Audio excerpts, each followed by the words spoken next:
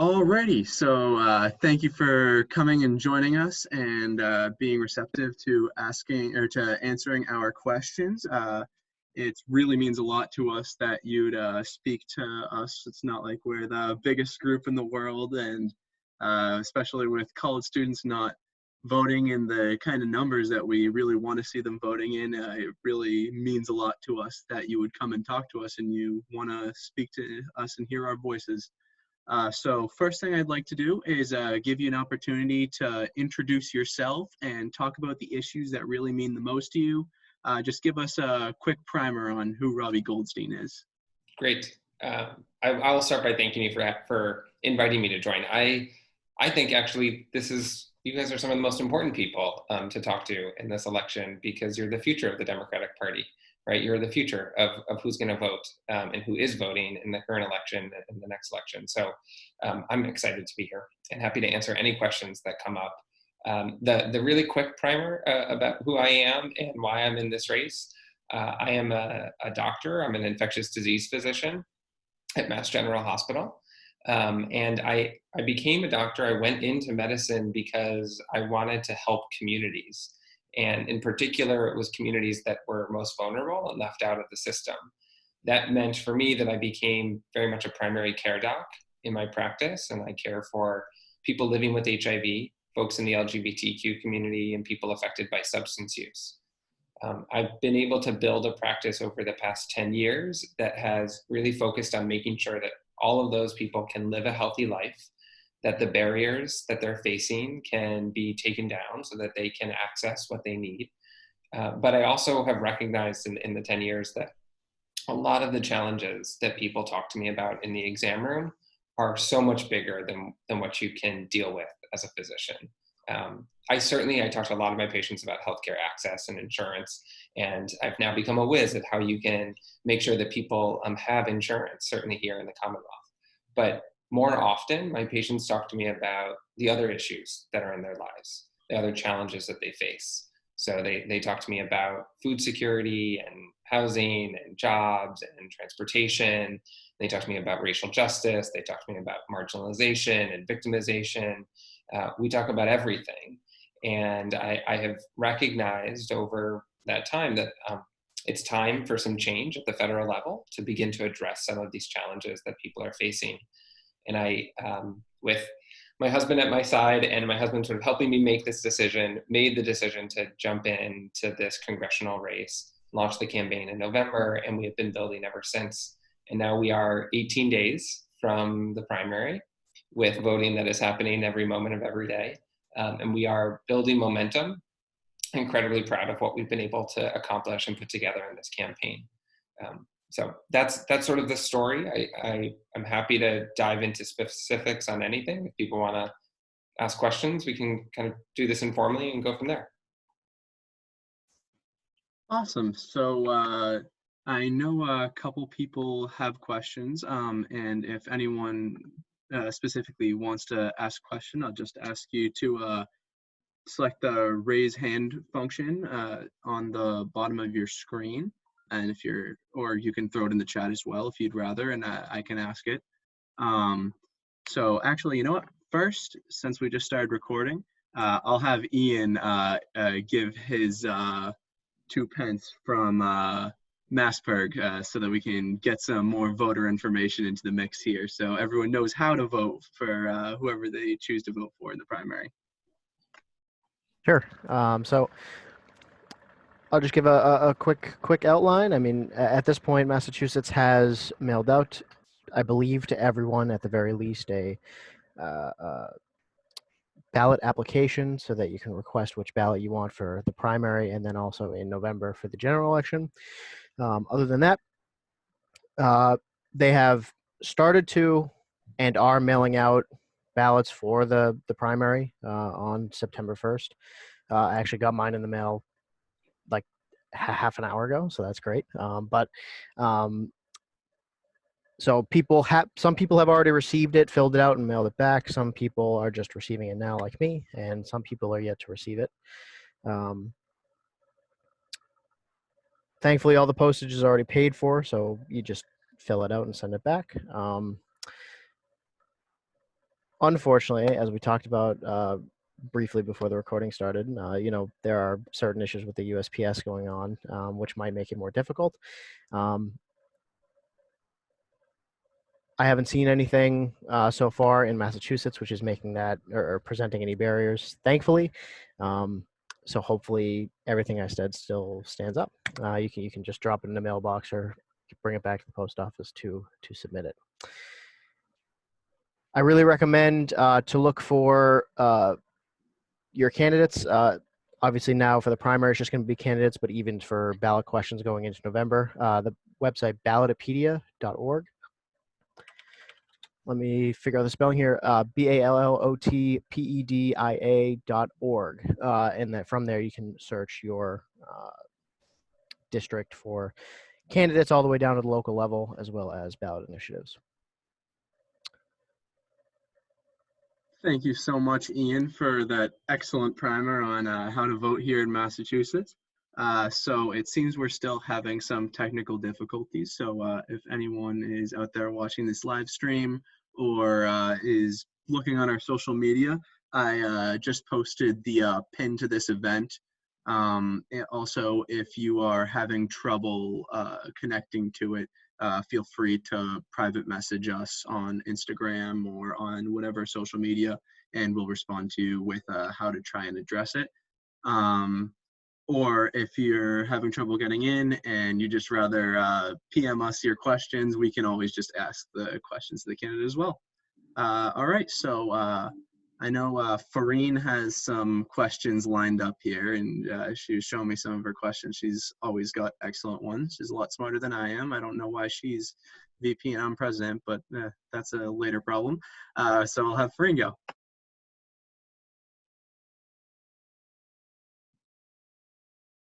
If I unmuted her first, it would have been a lot easier. I also like that you're doing a universal sign for unmute, which we've now learned in the past 6 months, which is this. Right. Oh, okay, I'll keep that in mind. So you mentioned that you're an infectious disease doctor. What policies do you think this makes you an expert on? Specifically, I was wondering about your stance on universal healthcare and what model what model do you support? So I think being a physician, right, and working in medicine gives me a front row seat to the broken healthcare system and recognizing how broken it is and what we need to do to move us in the right direction. So certainly, I have a lot of thoughts on how we can fix healthcare. We should talk about that. But I'm also going to say that the fact of being an infectious disease doctor also really, really helps in the current setting, right, of the COVID-19 pandemic, and recognizing what public health infrastructure we need, what public health infrastructure we should have had, what public health infrastructure we're going to build over the next 6 months that will allow us to get through the COVID-19 pandemic and help prevent the next. I think there are a lot of lessons learned from the world of HIV, which is sort of the world that I live in for much of my time in medicine, about how we make sure we have equitable distribution of drugs and vaccines, how we make sure that research is funded appropriately and actually benefits those people that are at highest risk, how we leverage a global network of scientists and public health workers to make sure that the research that is done actually benefits everyone in this world. So there's, I think, a lot that my infectious disease expertise and background will bring, that I'll bring with me to Washington. But the sort of overall healthcare piece, right? That's who I am. I'm a doctor. I've been in that system. I define the biggest problems of the system. There's 3 of them. One is access. The next is cost. And the third is equity. And I think any solution that we're going to propose to address healthcare has to address each of those. We need to actually address all 3. We can't just accept 2 of the 3. And in my mind, and understanding the data, I believe that a single payer healthcare system is the program that will allow us to do all 3, to address access, cost, and equity. Just to explain how that happens, it happens because when you have a single payer, we guarantee everyone in this country access. So we've taken away the access problem. We can make sure that everybody does have an insurance plan. There is an insurance card in every pocket of every person in the country. The cost piece is a really hard thing to manage, but single payer allows us to negotiate the prices of care and of drugs. It's not just negotiating pharmaceutical prices. We have to do that. That's really, really, really important. But it's actually the way that we pay for healthcare right now that drives so much of the cost. And a single payer system will allow us to change the way we pay so that we actually limit the overall cost. And then the third piece is the equity piece. And that I think is really important and oftentimes forgotten. But when I talk about equity, I think I recognize that where you live in this country dictates the care that you can receive.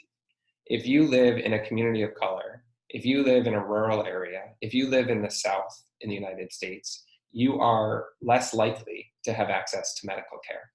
And that's because of the system that we're living in right now, where large academic medical centers like my own, I'll say, get a lot of revenue in.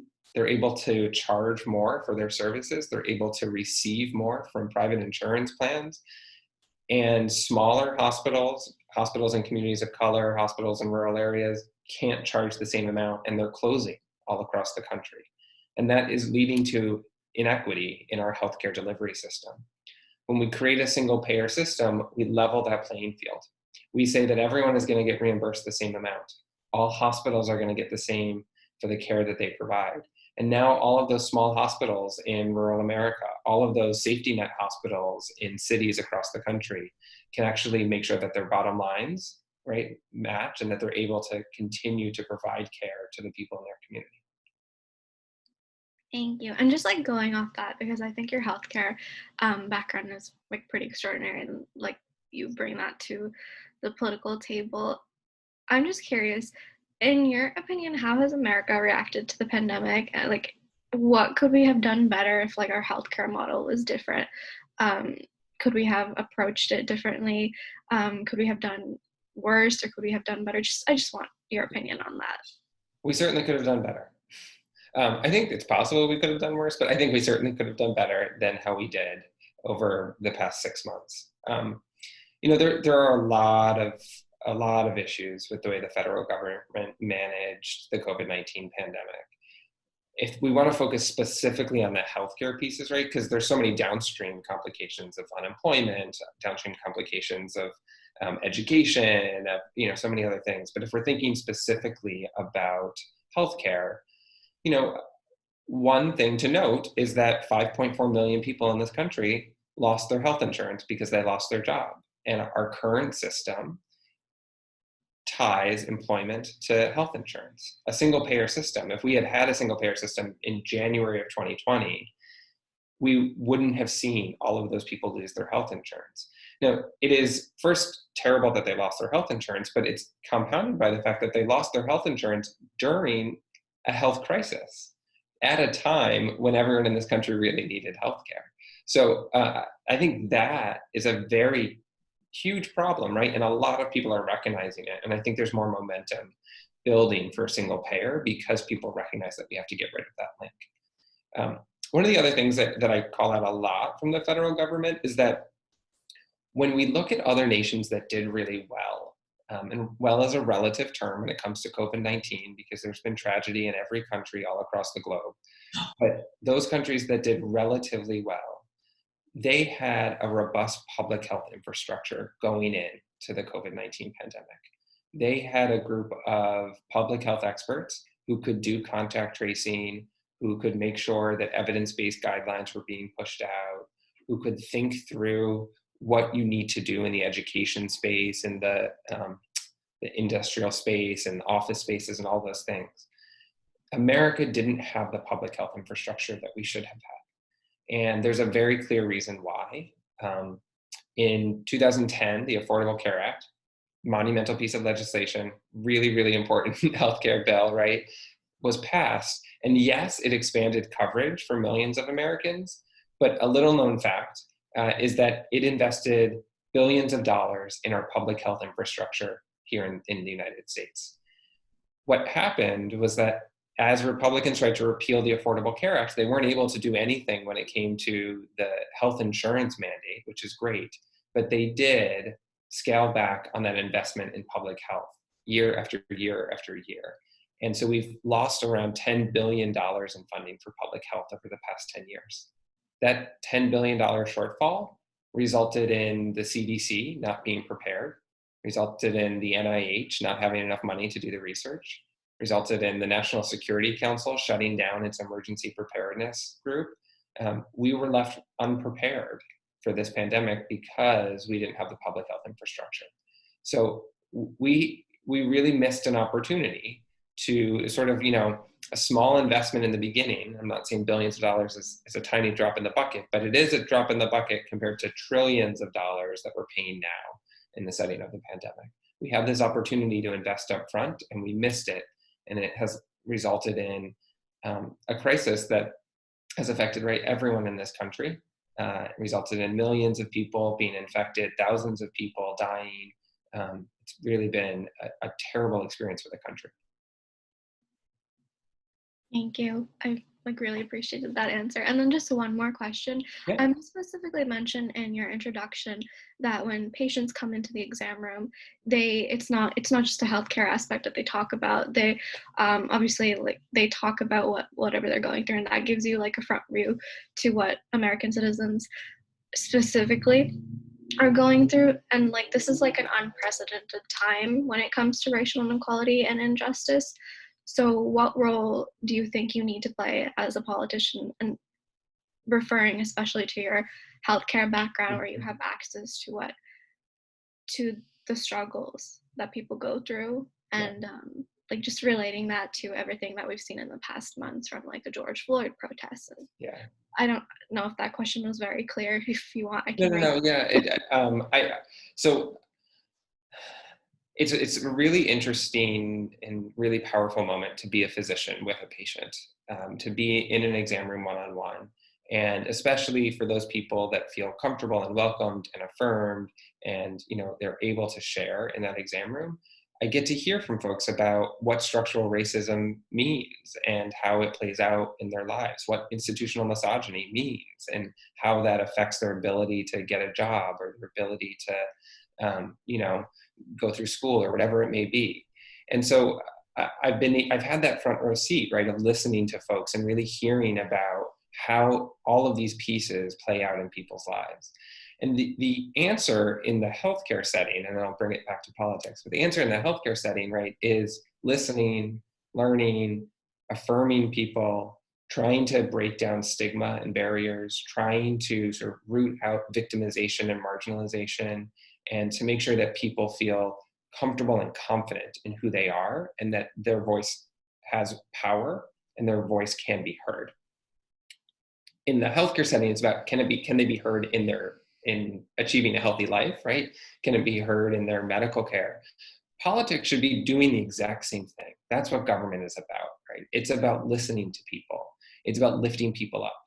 It's about representatives learning from their constituents and the communities that they represent, and then making sure that those voices are affirmed and they are told, yes, you are right, and you have a valid and strong point of view, and then making sure that that is the voice, the point of view that is heard in Washington. The way it's heard in Washington, is that you write bills that represent those beliefs and those values. So when it comes to racial justice, I think it is time for Congress to recognize that Black and brown communities all across this country have been screaming for decades and decades and decades, and they haven't been heard. And it is time for them to be heard in Washington. It is time for our legislation to reflect the anger and the hurt and the pain and the victimization that those communities have felt for generations. That means that we certainly have to move forward with the George Floyd Justice and Policing Act. We've got to keep building on that and work towards eliminating qualified immunity at every state and federal level, and working to have oversight over our police departments. But it also means that we have to recognize that there's racism in our education system and racism in our housing system and racism in every aspect of our society. And the voices of Black and brown communities have to be heard in those policies too. We don't get to just say that we're going to fix policing. We've also got to fix the education system. We've got to fix everything else. Thank you so much. I really appreciate you answering my questions. Yeah, of course. Awesome. So next up, we've got Ian. Feel free to ask a question now. Great. So my question is going to be centered around, the activism of young people in today's society. Recently, we've seen, across the nation, young people organize, whether it be for protests, on behalf of candidates, on behalf of movements, or on behalf of policy. But yet, historically, over the past couple decades, voter turnout amongst young people have been incredibly low compared to all other age groups, despite young people being the largest and most diverse potential block of voters uh, ever. So I guess my question out of that is, how do you plan on uh, getting more young people involved and out to vote? And maybe just as a sort of offshoot of that, what policies do you think will bring in the most young people? It's a great question, and I want to add to the question, because the question is, why do young people not vote in the numbers that they should, right? But it gets at sort of both of those two questions that you just asked. We have been incredibly supported by young people in this campaign, by college students and people who are recent college grads, by high school students, by folks who recognize that they have an opportunity to get involved with a political campaign that is talking about the issues that matter to that generation. And I think that the policies that are important to youth are the policies that should be important to everyone, right? Young people, yes, they care about the environment. And we know that there is a robust movement across this country that is driven by young people talking about the environment and climate change. But young people also care about student loan debt and the education system, because guess what? They're in it. And they're about to either start paying their student loans, or they are paying their student loans right now, or they're still in high school and they're recognizing the gaps in our education system. Young people care about housing, because I bet everyone on this call would like to finish college and be able to buy a house at some point, right? And so we care about whether there's affordable housing in locations. Young people care about transportation, because when they go to get a job, either while they're in college or after college, they've got to somehow get to that job and transport themselves. So the issues that matter to young people are the issues that should matter to everyone. I think what unfortunately happens, though, is that oftentimes politicians go to Washington and they reflect the values of an older generation, even some young people that get elected, and they bring that point of view, and they forget to talk about things that the youth vote is talking about. They forget to recognize that young people are motivated around climate change because it is the right issue and it's morally right, but also because we are the generation that's going to face the effects of climate change in 30 years. We're still going to be here, and our kids are going to be here, and we've got to make sure that we fix something. The urgency isn't there often, and we've got to make sure that the folks that we're electing to Washington recognize that these issues have urgency for young people. We've got to talk to that urgency. We've got to legislate to that urgency. We've got to push for that urgency that exists. Awesome. Thank you so much for that. So kind of following up with that, you especially talked a lot about climate change and issues surrounding the climate. I just wanted to hear about some policy solution that you've got floating around in your campaign, and some idea that you've got to help solve climate change and what you want to do when you get to Congress. So I can't not bring up the Green New Deal, right? Because it is the policy that is out there that is focused on climate right now. And I obviously am a huge supporter of the Green New Deal. It's a package of resolutions. It's a package of legislative ideas that talks about climate in the context of housing and transportation and racial justice and economic justice. And so it's, I think, a really, really important resolution that we need to move into the legislative stages, and that we have to actually start passing those bills and making sure things happen.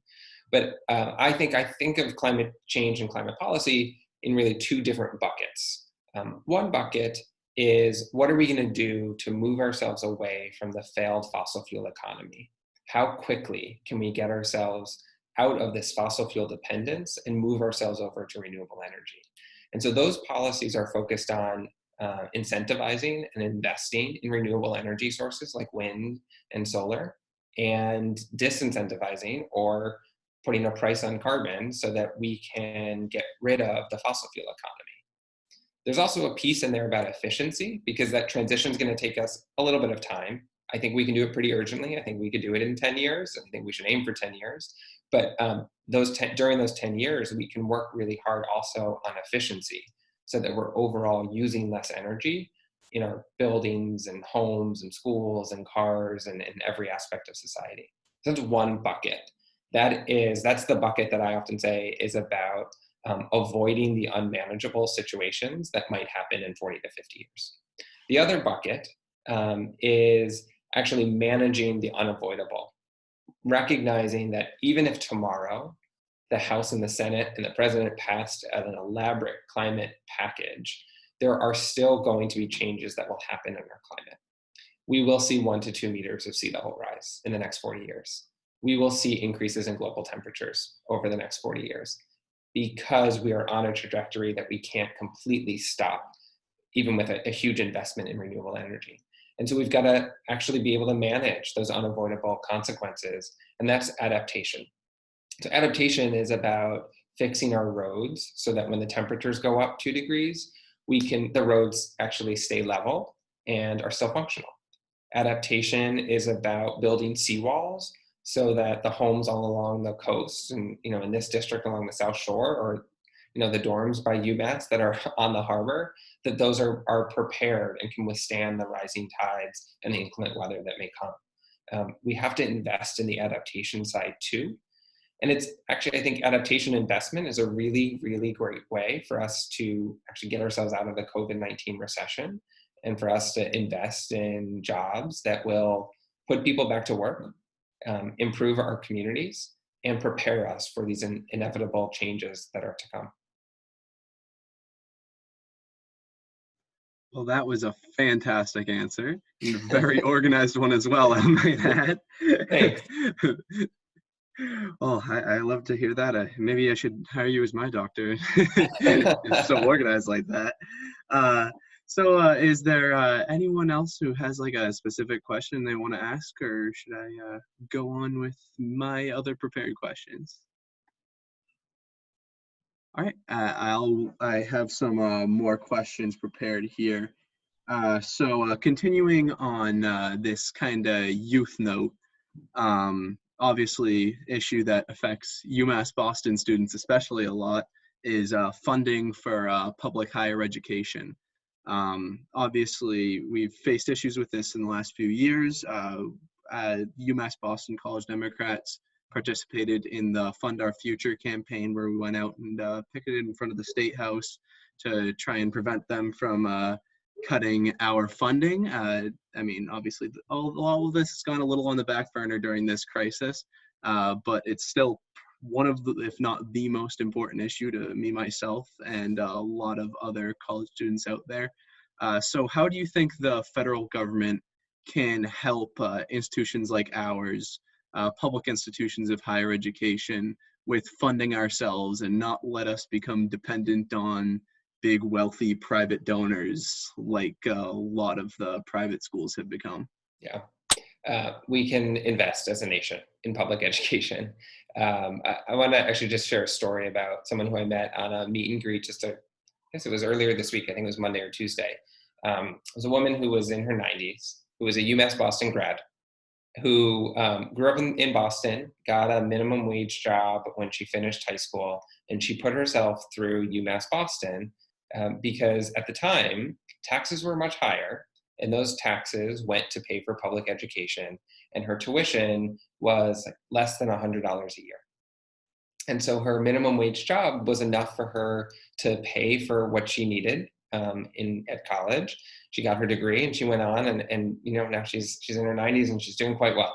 And she reflected on the fact that, while her taxes were higher in the 1970s, she didn't mind paying those taxes because at the end of the day, she got great services from those taxes. She got a great education, and she had great transportation, and she had all of the other things that she would want. And so she didn't need a big paycheck because so much was already there from society. And I think we have to remember that, right? That taxes can actually do a lot of good. And when we think about increasing taxes on wealthy Americans in this country and closing tax loopholes on corporations, right, and increasing the revenue that the federal government is bringing in, to think about all of the good that that revenue can do. It can guarantee every person in this country access to a public college education. And more than that, it can guarantee everyone in this country access to the education that they are best fit. Which means maybe a college education for folks, but maybe it's vocational school, or maybe it's an apprenticeship, or maybe it's 2 years at a community college. I think we've got to let people make their own decisions about what's best for them, but the decision shouldn't be dictated on the cost. It shouldn't be dictated on how much money they're gonna have to invest into that, right? So the federal government needs to take the lead, and the federal government's got to raise the revenue so that it can provide it to the states, so that public colleges and universities all across the country have what they need to educate the next generations. Awesome. Thank you so much. I've got a follow-up question to that, continuing on access to public higher education and funding for public higher education. I know a lot of other countries, especially in Europe. Just hear that going by on the street, sorry. I did not.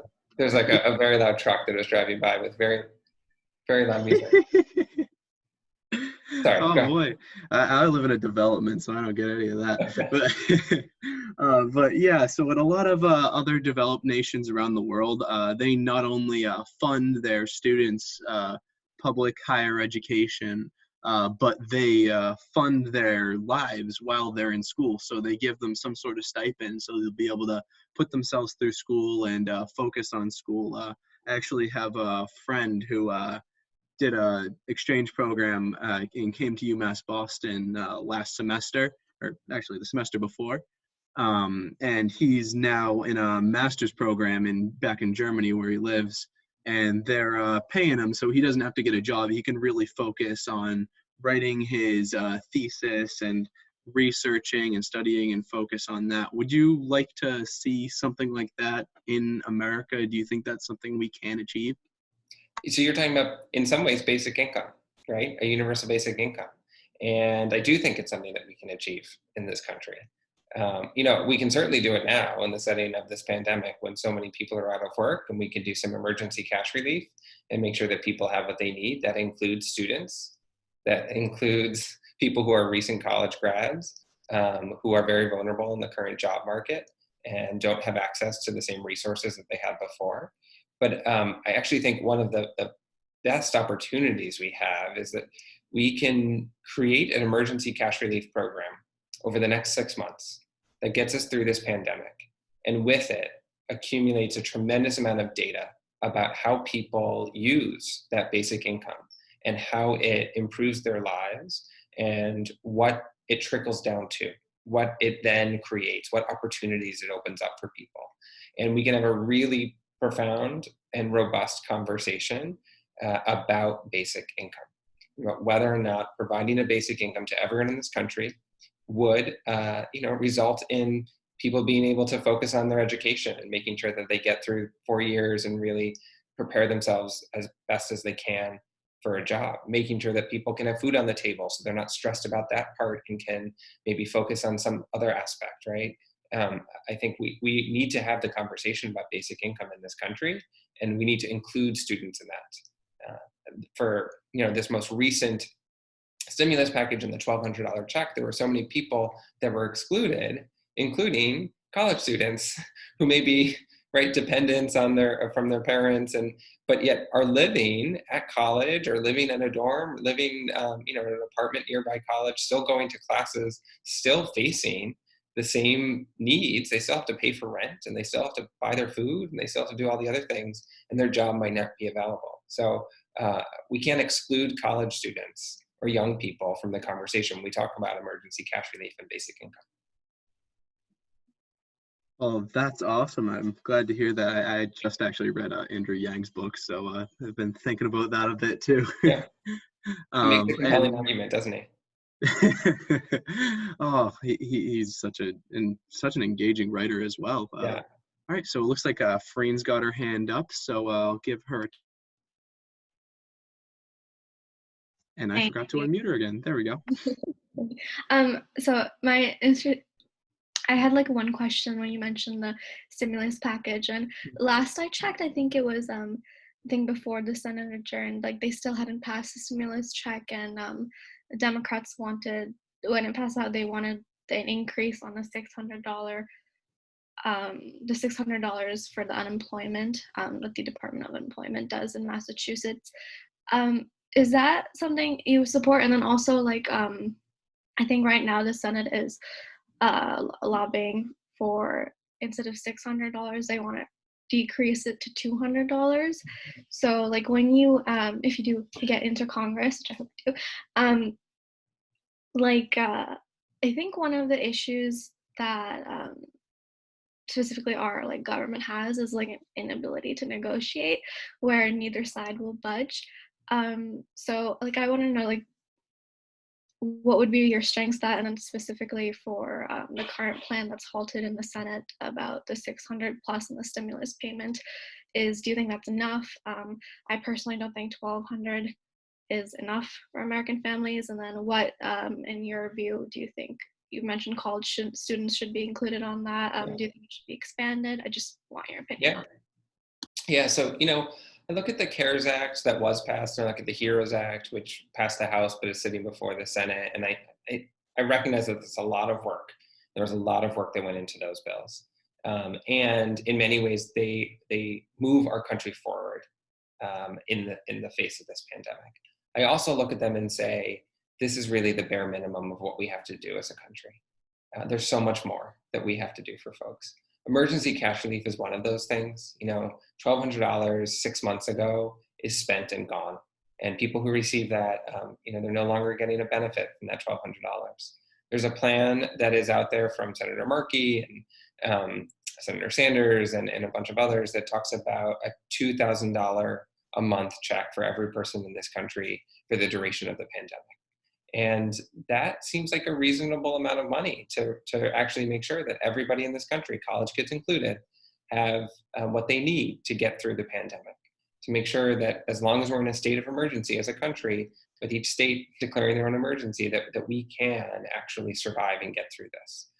I think there's a lot of other things that have kind of come and gone and are part of the HEROES Act, and some have been pulled out, and it's not sure where they're going to end up. But things like student loan debt relief and making sure that people don't have to pay their interest payments, they don't have to pay their payments at all during this pandemic when they might not have a job, is really helpful to a lot of people that are really young, like 2021, and paying their student loans, and a lot of people my age who are still paying their student loans, because the student loan debt crisis is huge and engulfs a lot of people in this country.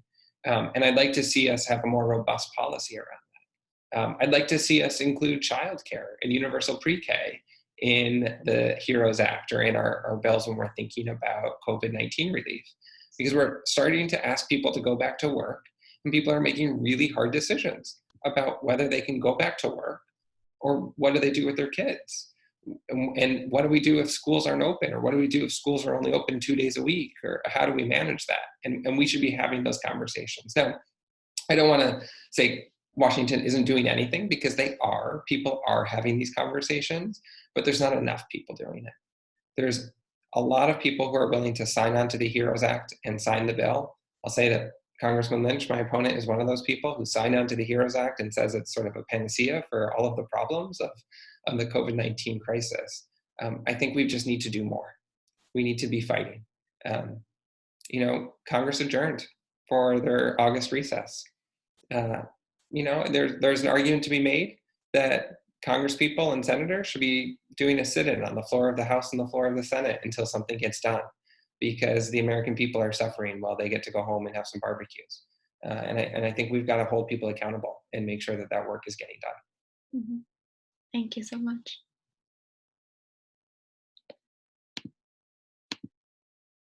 All right, awesome. So continuing on this talk about basic income, it's kind of got me thinking about our country's largest basic income program, Social Security.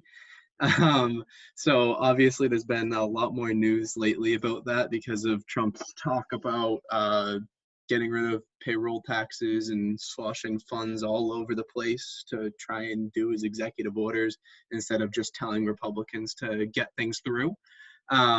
So my question is, how do we protect Social Security from Republican opposition, and how do we enhance Social Security so that people like me in 60 years, when I'm going to retire, or whenever I retire, can actually benefit from it? Well, the first thing we do is we elect Vice President Biden as our president. And the second thing we do is we have a Senate that is controlled by Democrats. And the third thing we do is that we expand the Democratic majority in the House so that we can pass some comprehensive bills that will shore up the Social Security system. Now, again, I'm going to go back to the 1970s, right?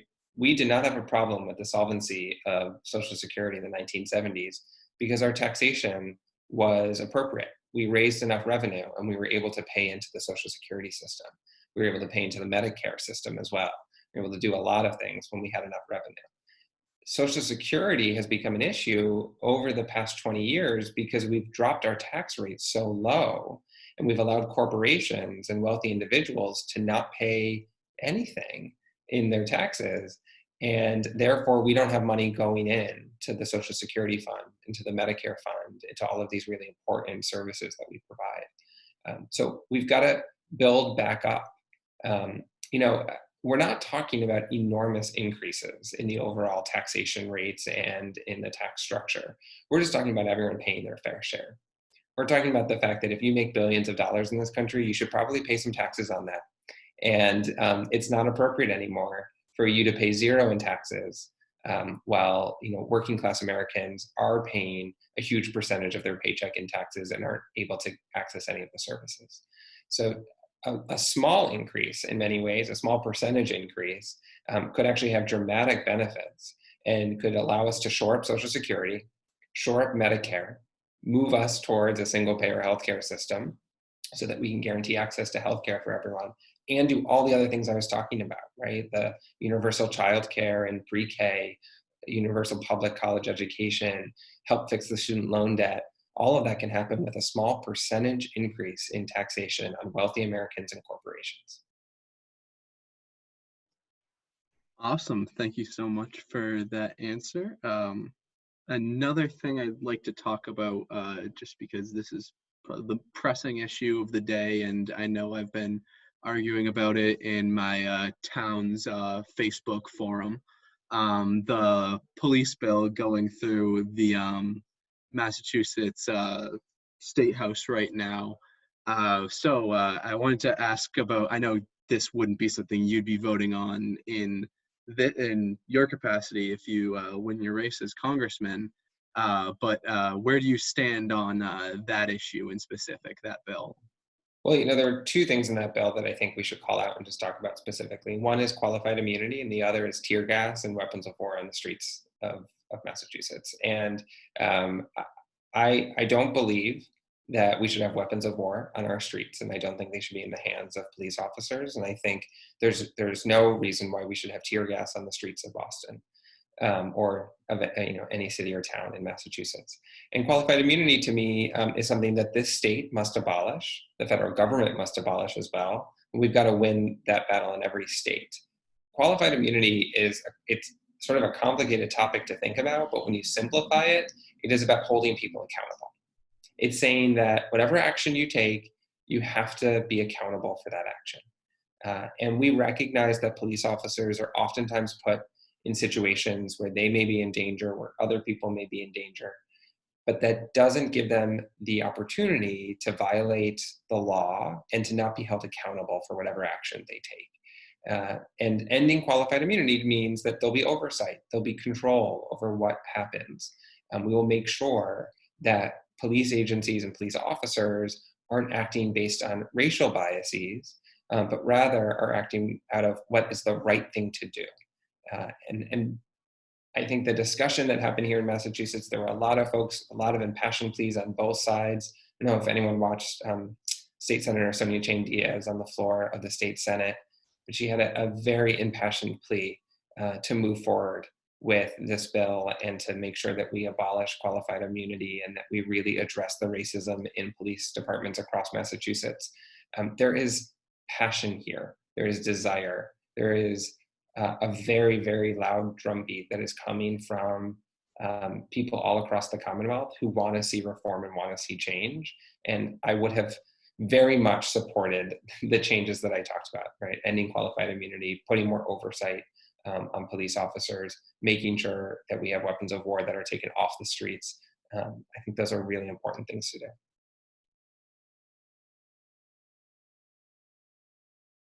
Thank you so much for that answer. So next up, we're going to have Matt ask his question. I'll unmute you now.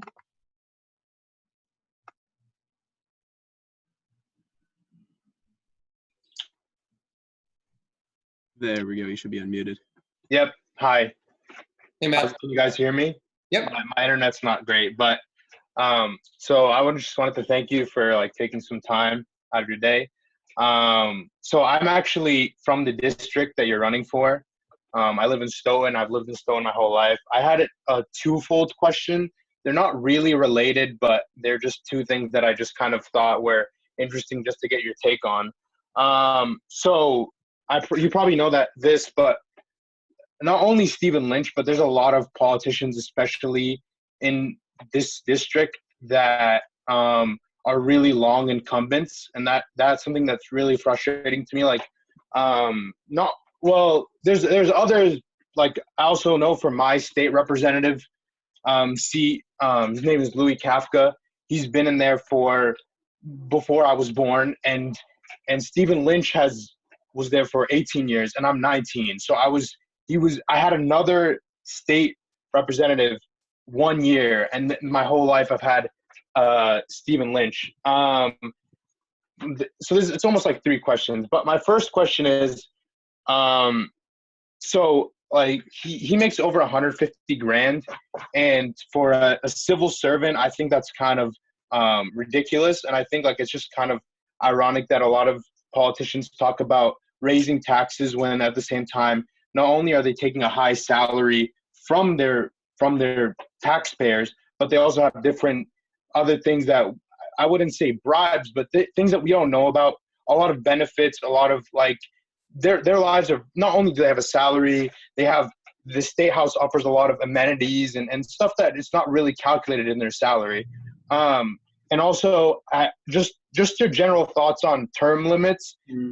My other question was, so I would say that my district is a little socially conservative because of like its suburban nature. So I would say even liberals are pretty socially conservative. And I was just wondering if you had any pushback because of your homosexuality, and have you had, I'm sure you've gotten like hate, but have you gotten constituents coming up to you and saying, I like your policies, but I can't support you for this reason? I'm just curious, because it's pretty atypical for like I would say like a homosexual man to run in like a suburban district. That's just my knowing the district. That's just kind of my opinion.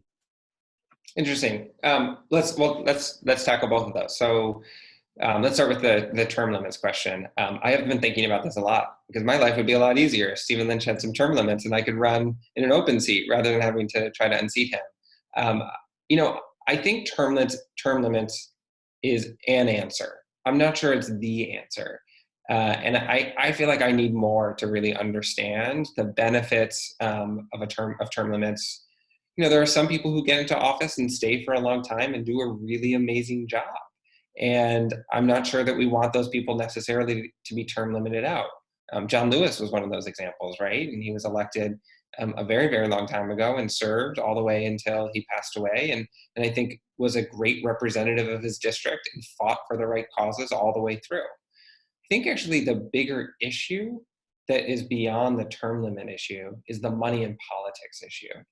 The reason why incumbents have so much power, and the reason why incumbents get to stay for so long, is because they amass a tremendous amount of money during the process.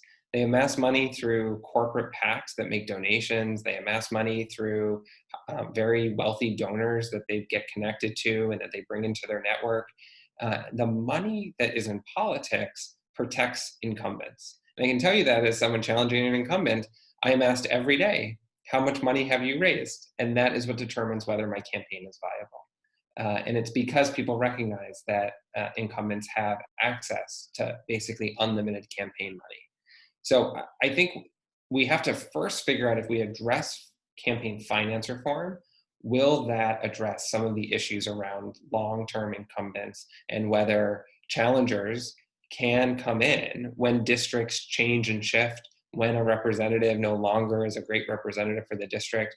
Can that person come in and replace somebody if money is kind of leveled out, if that playing field is leveled out?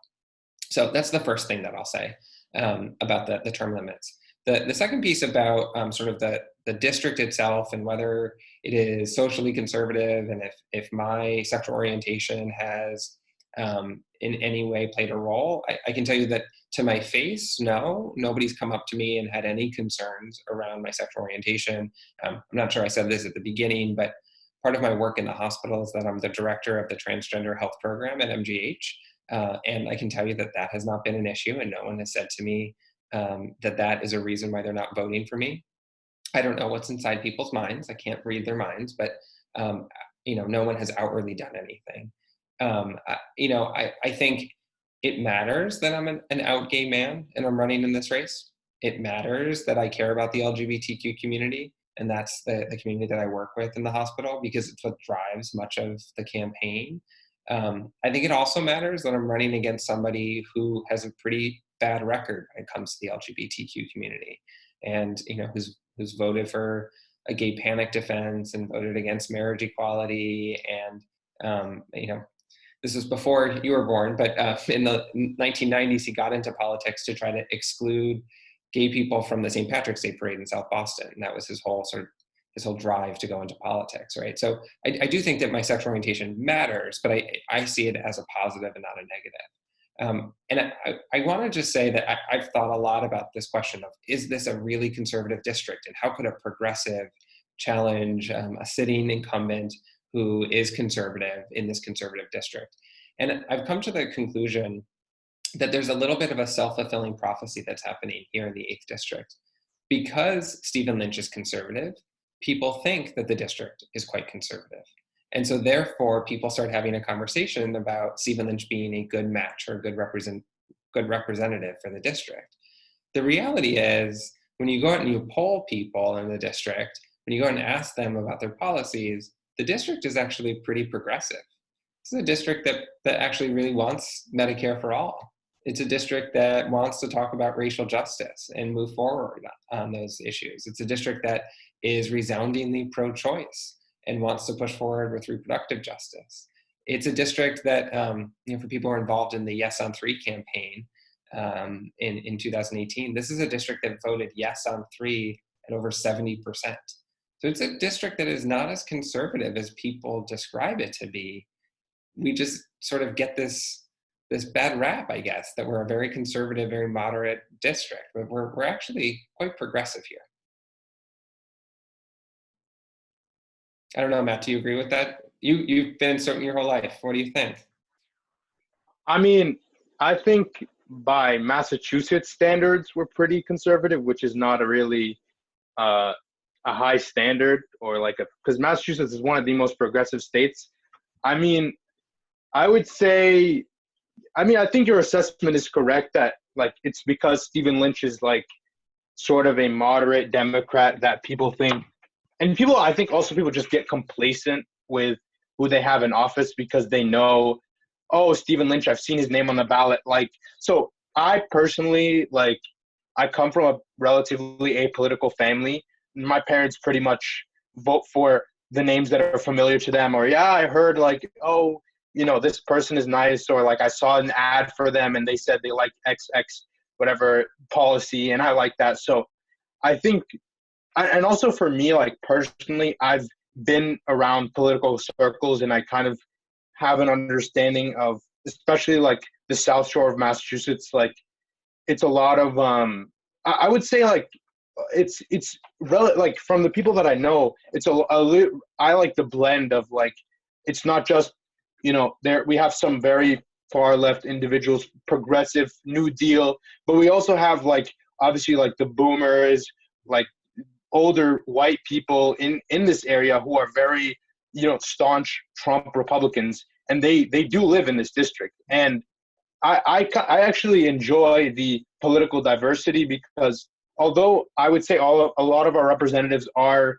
Democrats, there is a reasonable like Republican group in the suburbs. So I think that makes it more interesting, and I think it makes my views as a person more enriched, because I'm able to see like progressive people who are very like almost democratic socialists compared to the people who are very staunch capitalists. Mm-hmm. It's an interesting district. There's a town in this district, Raynham, that voted for Trump in 2016. So, you're right. There are Republicans in the district, and there are a lot of them in some areas. I will say they can't vote in the Democratic Party or in the Democratic primary. So I'm not as concerned about the Republicans for the Democratic primary. I'm concerned for the general election, and obviously want to represent everyone, Democrat, Republican, Independent, Democratic, Socialist, Libertarian. It doesn't matter where they are. I'll represent everyone. But I do think that there's a diversity here, but I think there is a much bigger progressive vote than people have expected. And we see that in the data that I reviewed prior to jumping in. We see that in the data from the presidential primary across the district. We see that in a poll that got released this week about a pretty strong progressive vote in the district.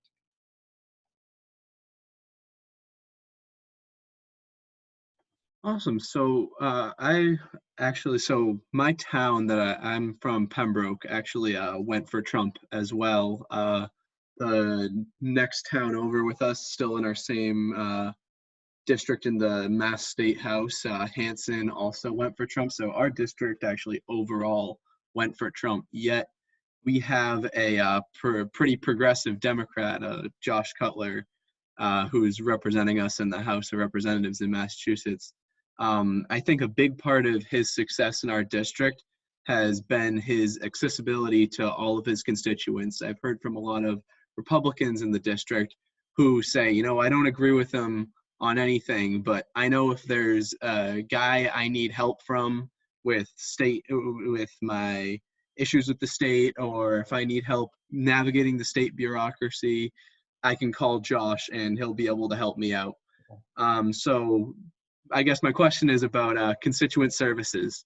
Do you see constituent services as a really important part of your role as congressman? And do you think you have, and where have you gained the expertise on how to manage and talk and communicate with the public and help them out with their problems?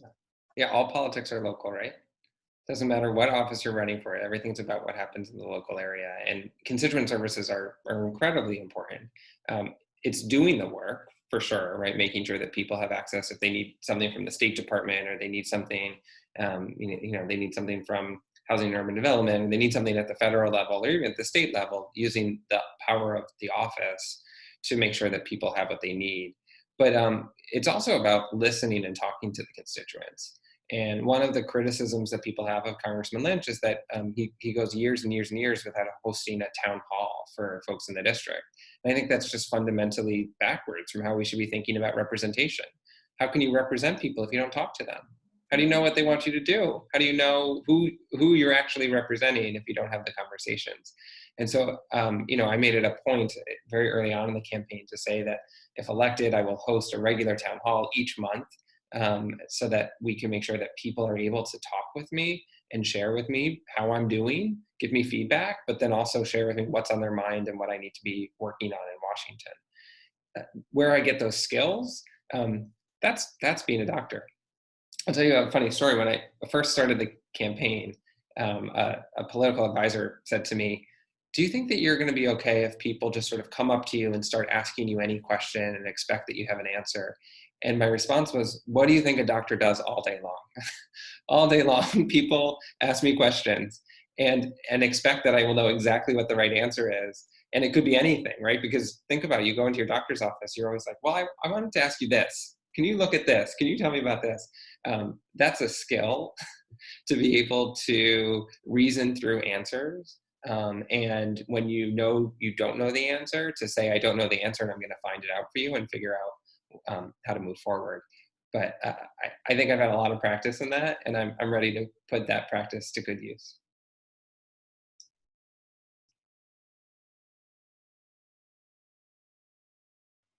Well, that is fantastic. Constituent service is a very near and dear issue to my heart. I interned with Representative Cutler for a summer, so that was the most fun thing I've done in politics, really.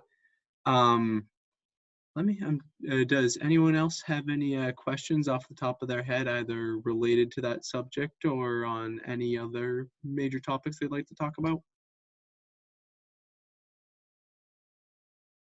Or I can keep going down my list, or Robbie, just let me know when you have to head out, or if it's reaching your bedtime at any time. Bedtime on a campaign is quite late, I will say. Oh, yeah, I gotcha. Got time, but maybe we'll see if there's additional questions.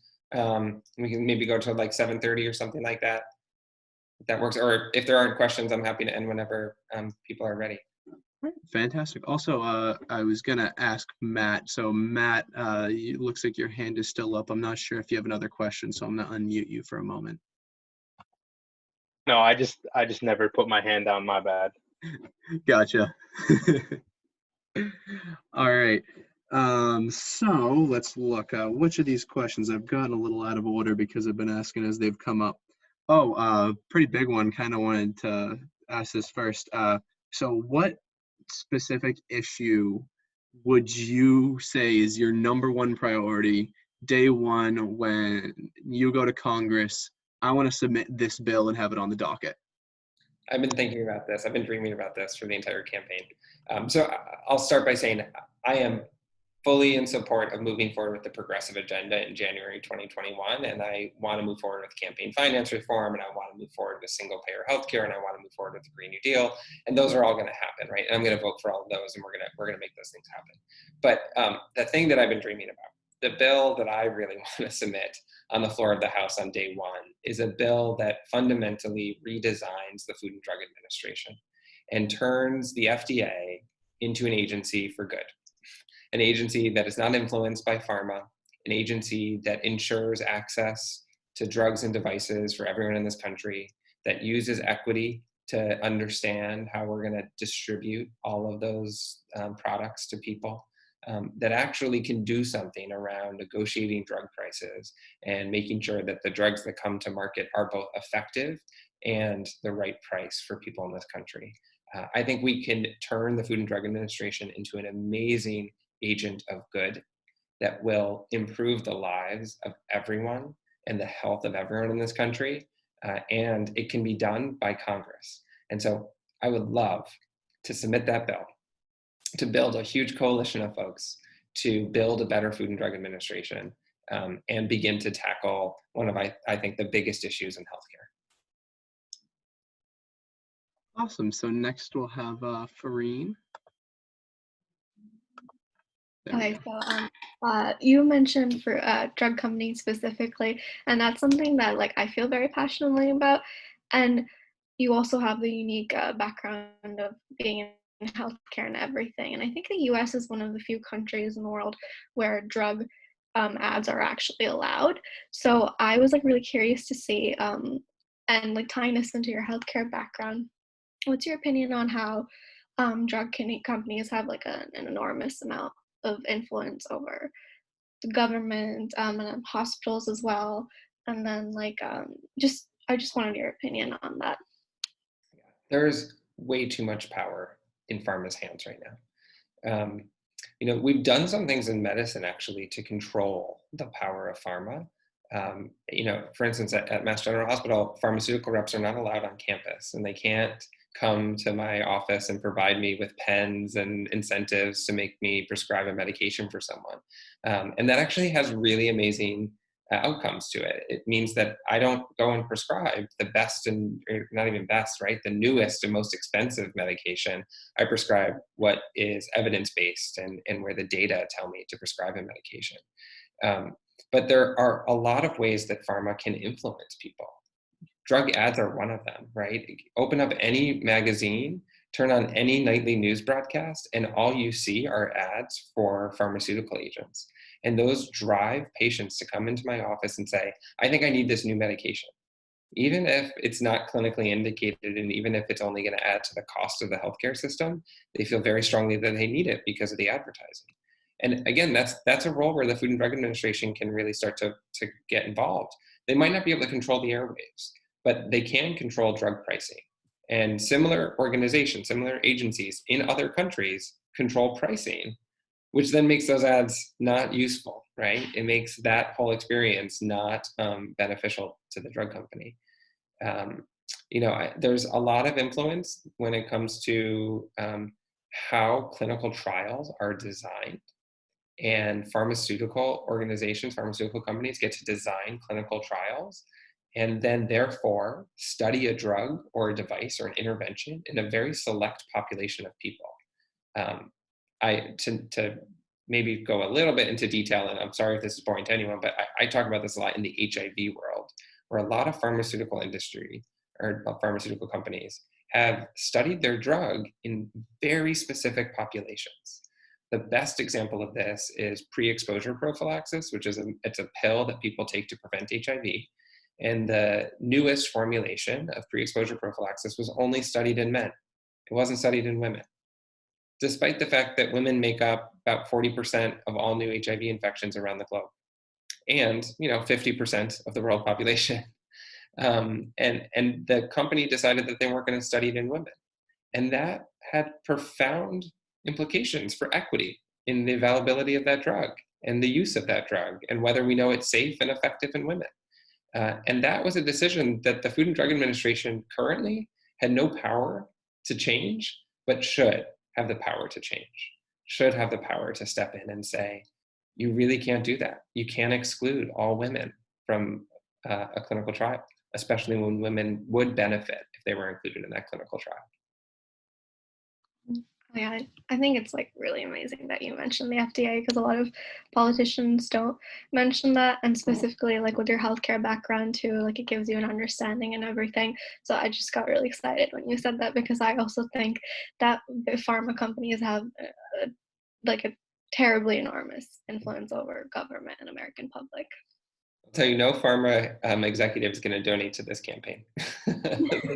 I don't think they're going to be happy about the changes that are coming, but I think they're the right changes. I think they're really the right changes for our country. Yeah, definitely. And if you get into Congress, then if you pass that bill, I'll be really, really excited. That sounds like a pretty good bill. We'll celebrate together. Awesome. So keeping on this topic of the FDA, I can tell this is definitely something you're very passionate about. Something that always strikes me when talking about the federal bureaucracy is, as we've talked about a lot, the influence of corporate America on these different agencies.